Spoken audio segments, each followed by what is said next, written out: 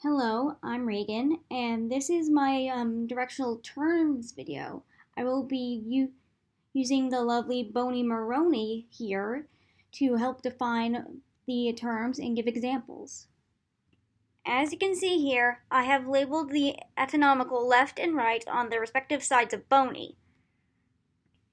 When indicating a certain feature is above or below another feature, we use the term superior to refer to say when something is above another feature.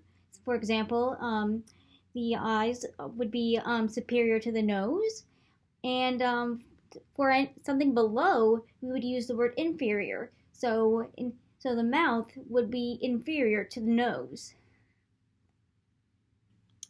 The next pair of terms are anterior and posterior.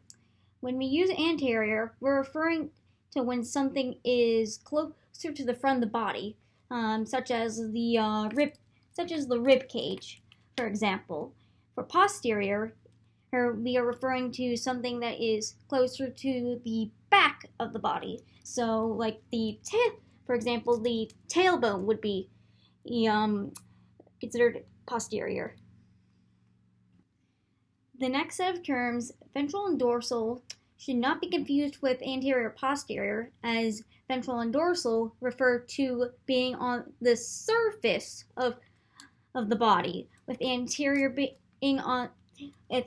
referring to the front surface of the body, while dorsal referring to the back side of the body. To remember this, I like to think of a fish, because as on their backs they have a dorsal fin, while near the chest they have pelvic fins, which can also be called ventral fins. You suck at this. I know. The terms proximal and distal refer to how close or far something is from a point of attachment.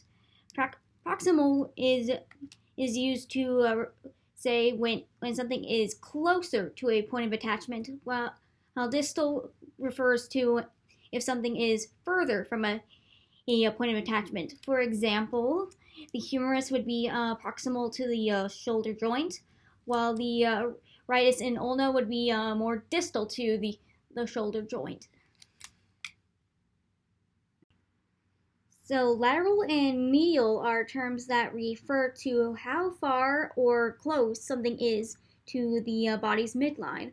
For example, something that'd be more medial would be like the spine, while something more lateral would be like the arms.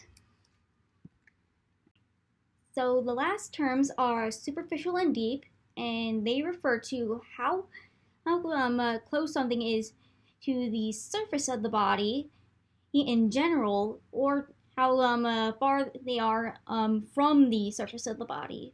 For example, Boney here, who is, if she were a real human, her skeleton would be deep and compared to her skin, while her skin would be more superficial to her skeleton.